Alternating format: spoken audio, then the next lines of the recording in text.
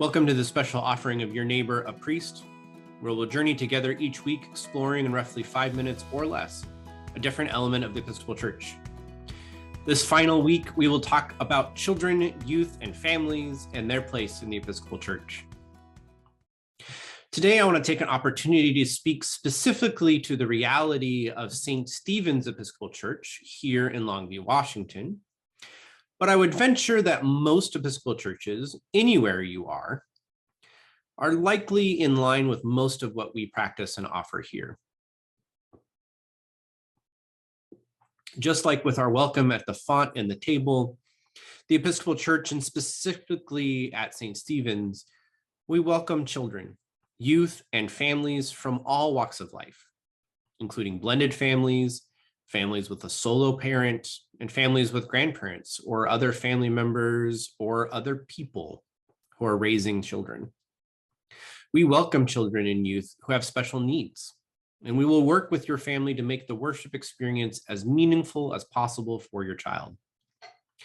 We also welcome children and youth who are currently exploring their identity and or identify themselves as part of the LGBTQIA+ community. The Episcopal Church in general, and St. Stephen's in particular, highly values the presence, integration, noise, wonder, joy, questions, and everything else that comes from having children as active members in our pews. At St. Stephen's, we offer specific seating areas for children of different ages and attention spans, inviting them to be full participants in the worship service, in large part because of our firm belief that praying shapes believing, while still making space for them to be kids, whether that be coloring, playing with toys that illustrate biblical stories, or even just dancing to the music.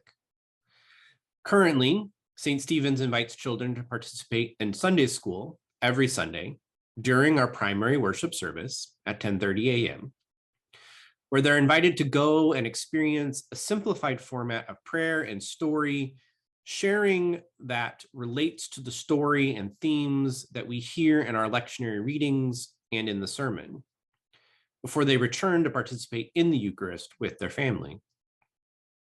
Older children, that is about 7 or so and up, are invited to be a part of the Sunday school program or to serve as at the altar as acolytes, that is, worship assistants, where they can learn about our worship through hands-on engagement in the service.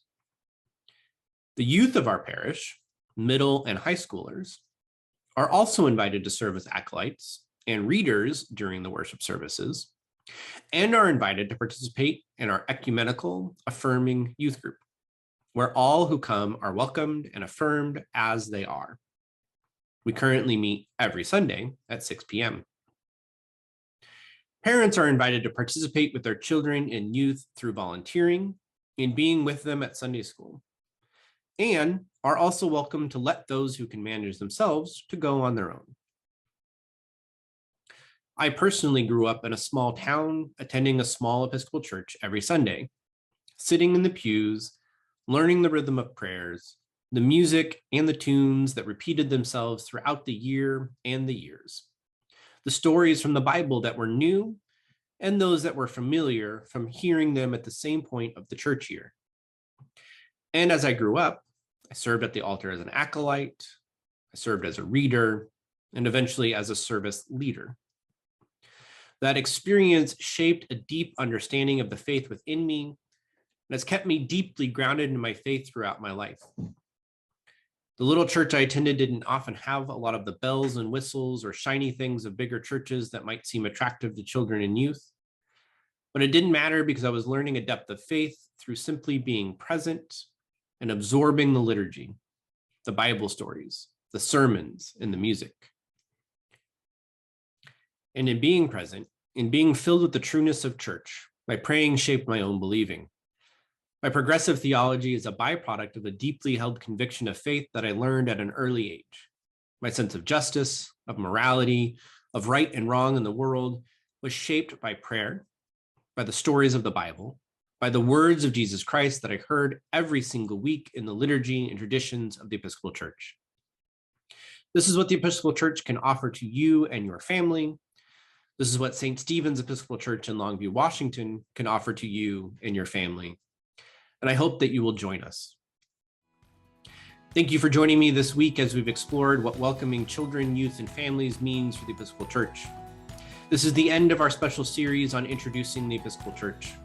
I hope that I've begun to answer your questions on what we're all about. And I hope that you will come and join us on a Sunday or for a special event or worship offering to check us out. Until then, may God's blessing be with you, and know that my door is always open if you have more questions.